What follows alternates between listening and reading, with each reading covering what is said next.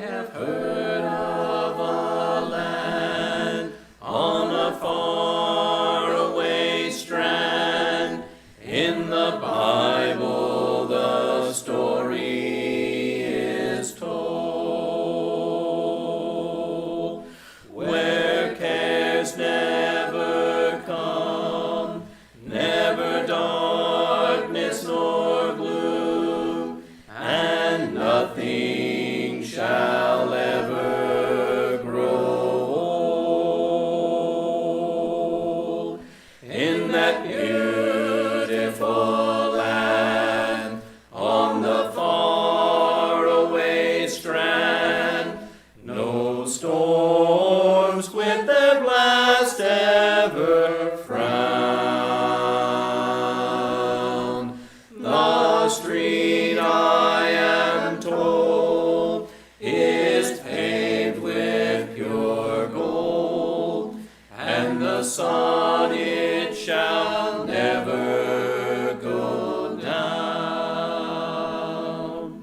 There are evergreen trees that been blowing in the breeze, and their fruitage is brighter than gold. All right, so Matthew 12 is where we want to start this morning, which I've simply designated as a chapter dealing with authority over what Moses delivered, the authority that Jesus had over the law. We'll read very briefly, I guess, the first 7 or 8 verses. At that time, Jesus passed through the grain fields on the Sabbath. His disciples were hungry and began to pick and eat some of the heads of grain. When the Pharisees saw this, they said to him, "See, your disciples are doing what is not lawful to do on the Sabbath." Now, I'm going to stop right there. Back up just a little bit. We're back in Matthew 7 again. And do unto others as you would have them do unto you. Imagine yourself as being hungry and in a grain field, and there's ripe grain right there, and you reach out and pluck it. Is this how you would want someone to react to you for doing something that you felt was essential? By the way, Jesus is going to be real clear about what they did in just a moment, making an application of the law very different than their application. So they're making a mistake in application of this law. But notice how Jesus does this.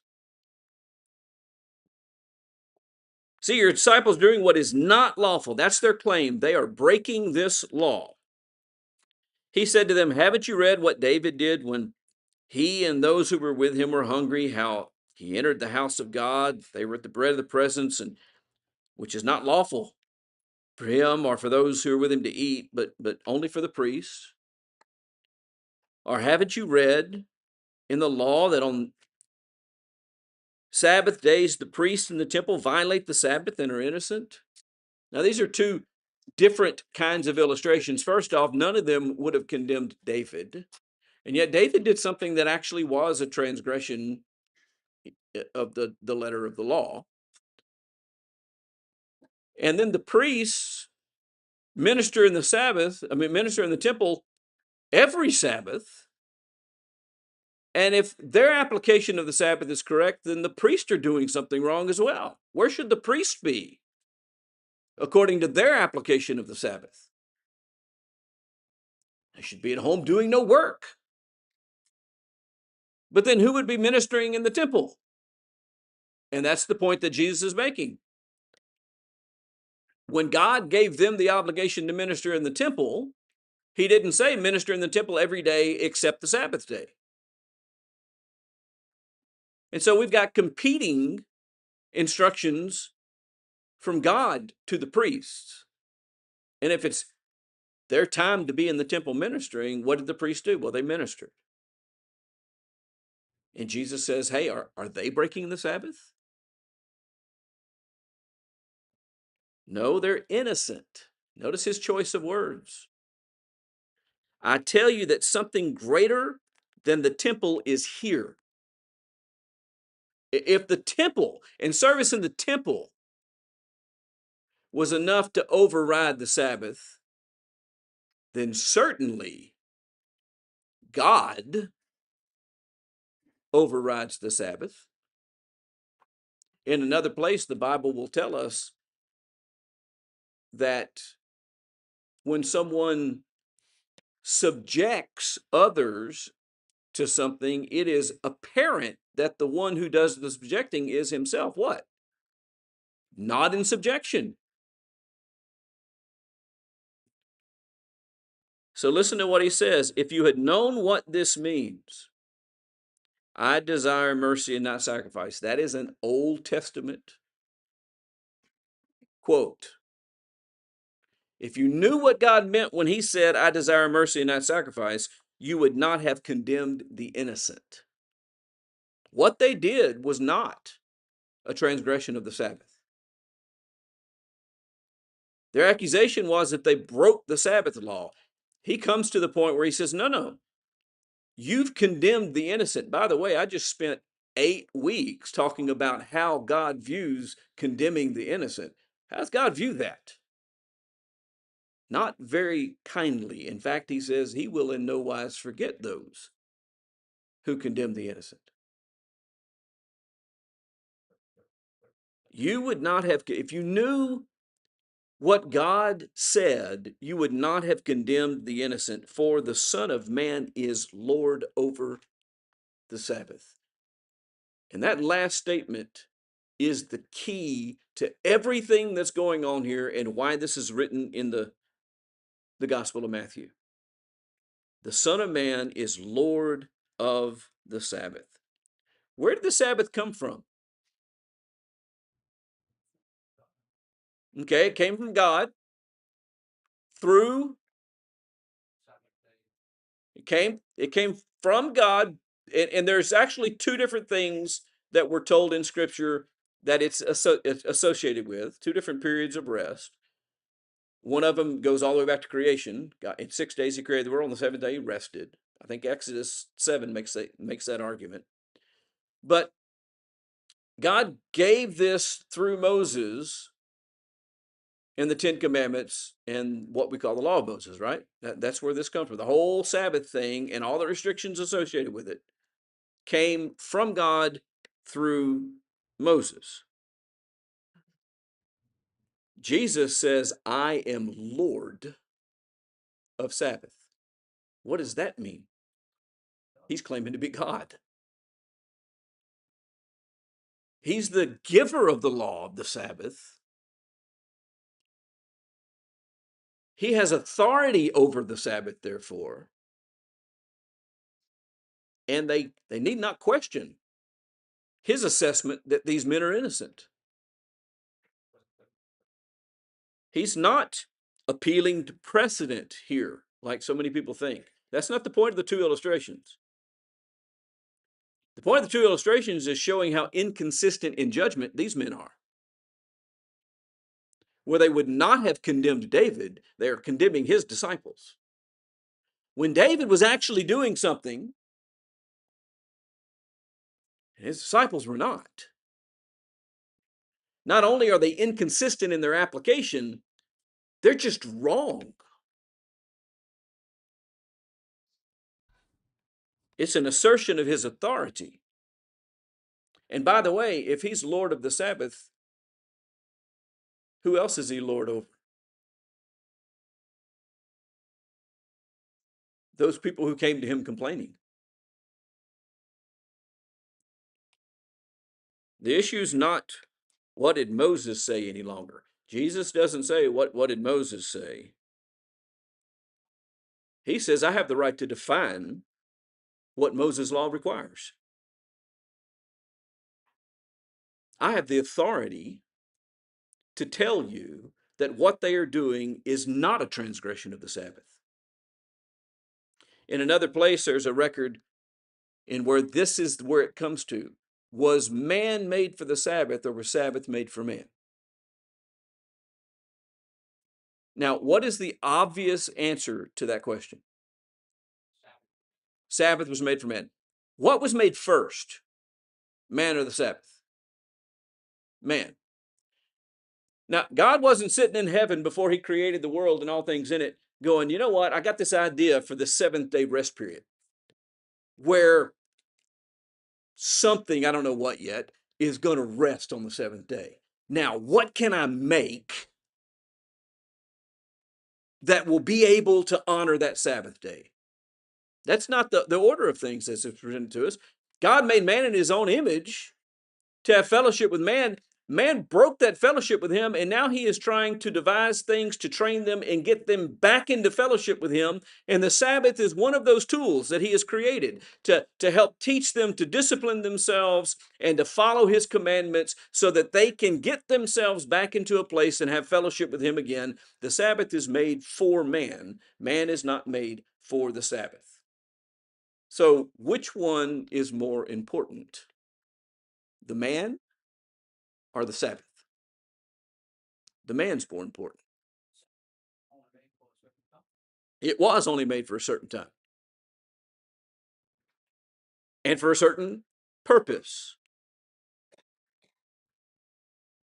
And he is saying, you also need to realize that what God said is, I desire mercy and not sacrifice. What is God teaching when he said that through the prophet, I desire mercy and not sacrifice? Is he teaching that he doesn't want them to engage in sacrifices? No. For hundreds and hundreds and hundreds and hundreds of years after the prophet said that, they continued to offer animal sacrifices at the command and requirement of God. He is not saying, I do not want sacrifices. So, what is he saying when he says, I desire mercy and not sacrifice? That mercy is more important, that the sacrifice without mercy is useless.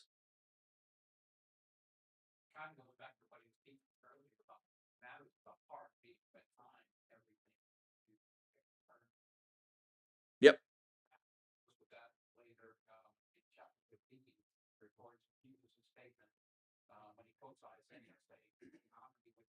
But their heart is far from me.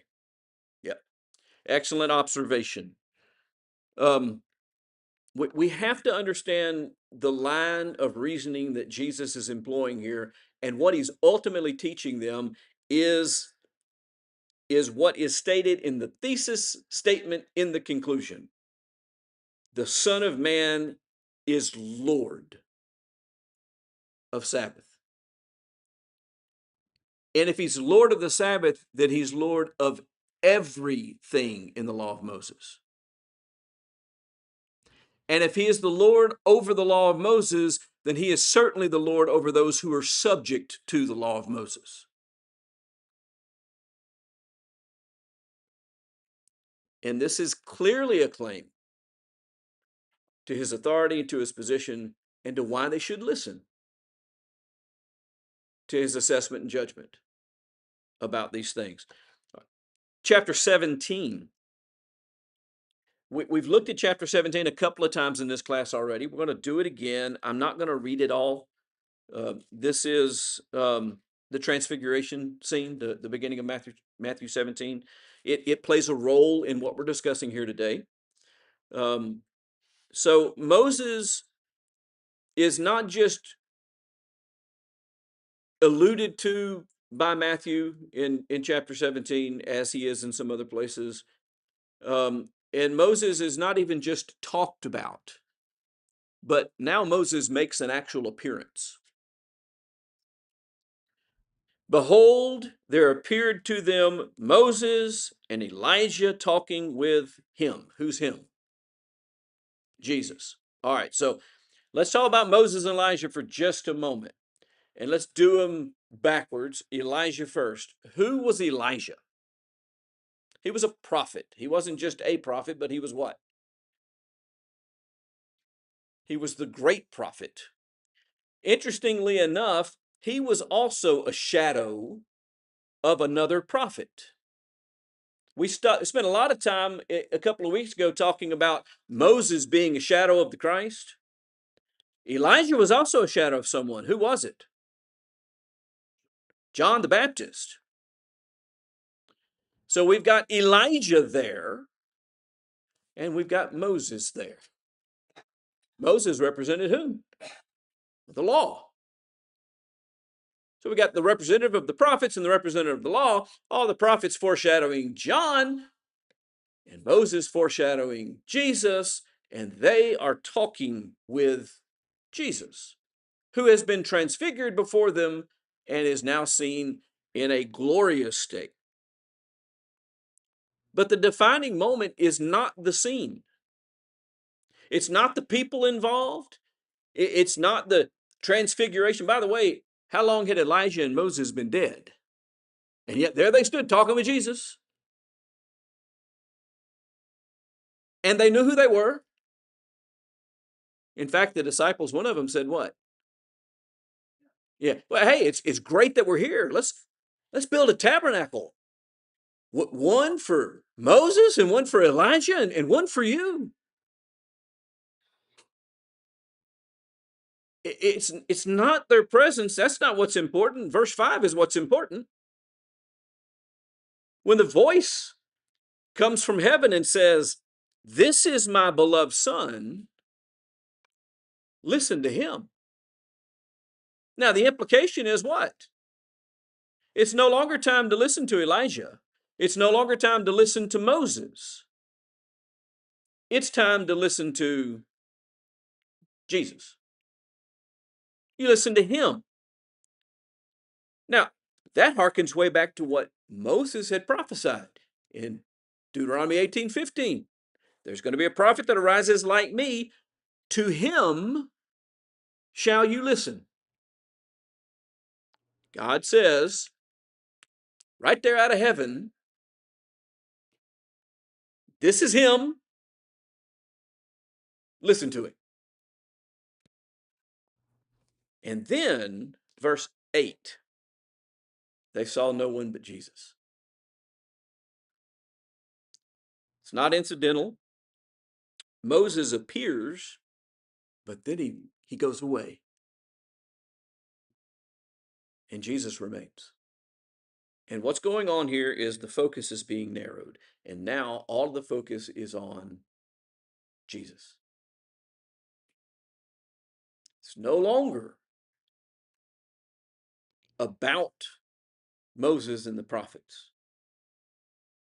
It's about Jesus. And in fact, we learn later that everything that Moses and the prophets wrote was about Jesus. And so the focus is being brought squarely upon the Son of God, the Son of Man, the Lord of the Sabbath. This is who it's all about. Now, then Matthew 23 comes into this discussion. Moses' name is invoked again by extension, because the people that he's talking to about it, I'd love to spend as much time as it would take to cover all of this chapter. It's one of my favorite chapters in the book of Matthew, a rather scathing rebuke of these people. But these men are now sitting in the seat of Moses. Okay, what is the seat of Moses?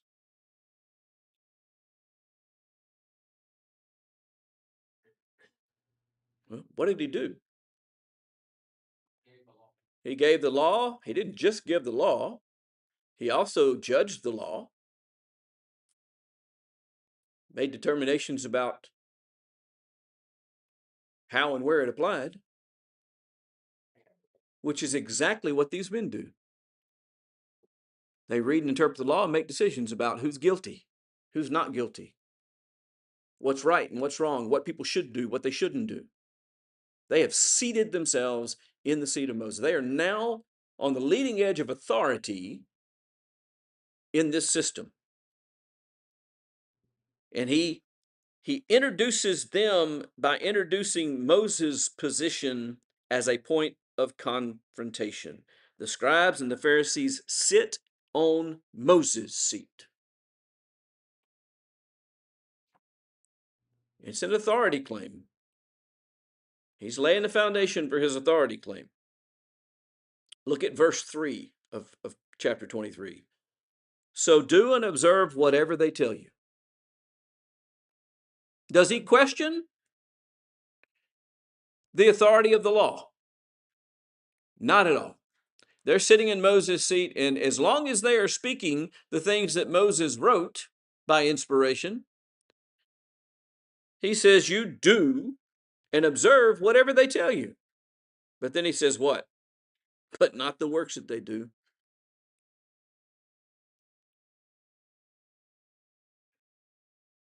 Two realities are being held together. What Moses delivered remains authoritative and binding.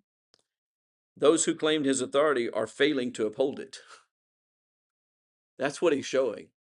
That's what he's telling them. Okay, the law itself, that's from God.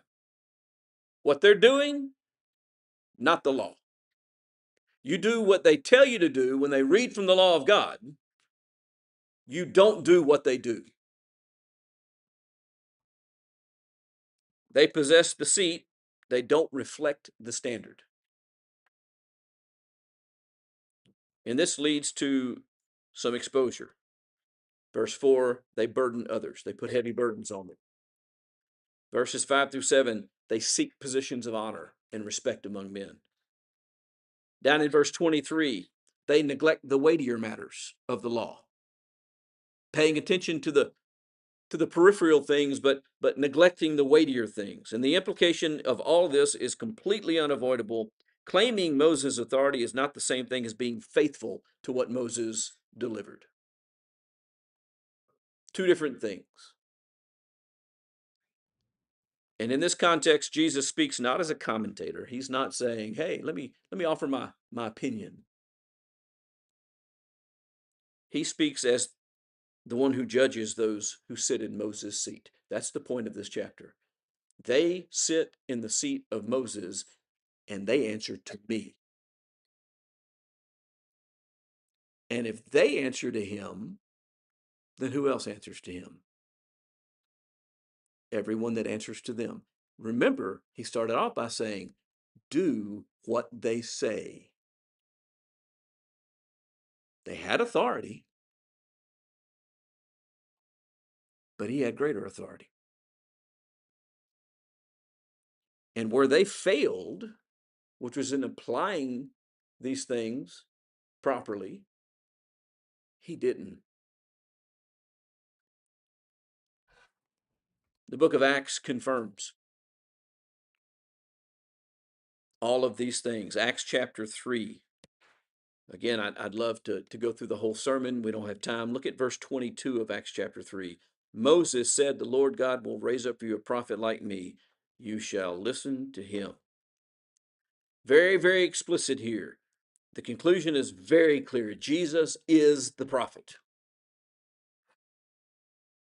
We get to Acts chapter 7 and the sermon that's recorded there. In verse 37, this is the Moses who said, God will raise up for you a prophet like me. Now look at verse 39.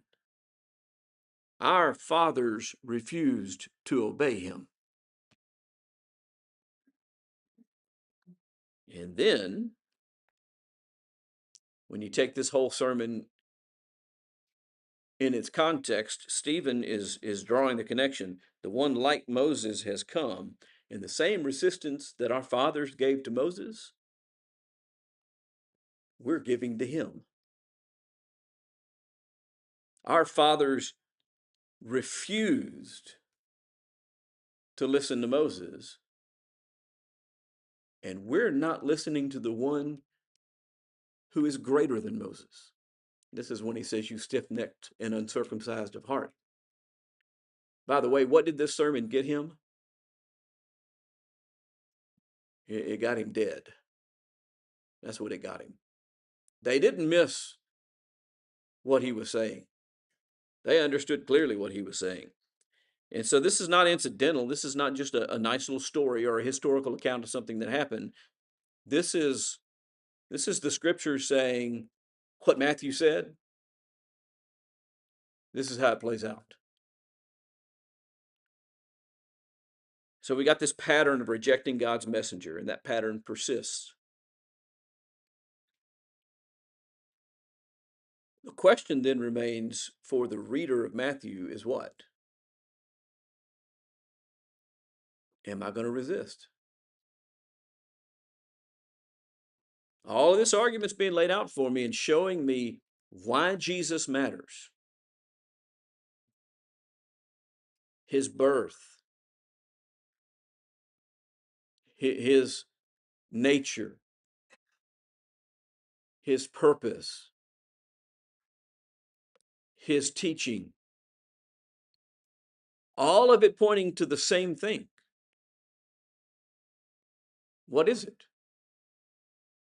That he is the Christ, the Son of the living God, and that he is the one that we need to listen to and pay attention to. So the question then becomes, what am I going to be? Am I going to be like the Jews of old, or like the people of Stephen's time, stiff-necked, uncircumcised of heart, unwilling to listen to Jesus, or am I instead going to listen to him? Yes, sir. The fact that this seems to be kind of a recurring theme really seems to punctuate the importance later on. The book of Hebrews feels almost exclusive about how Jesus, the Christ, is superior to Moses and superior even to Abraham. One who is great is here. Right. Yeah, it comes down to us. How does the Bible mean? And what am I? Yep. And the last thing I want to point out, we're out of time. Last thing I want to point out is I want you to notice the shift. We're not focused on the person Jesus anymore. What are we focused on exclusively? The authority and teaching. And that is an important shift. The person of Jesus was offered as a foundation for which we should do what? Listen to the teaching of Jesus. And the focus becomes the teaching. Doing what he says. Viewing it with the same authority that we view the law. We know the Ten Commandments came from God. So does what Jesus said. All right, got to stop. Appreciate everybody's participation and presence this morning, especially those that are visiting with us and it's your first time here. Sorry you're dropping in the middle of a class.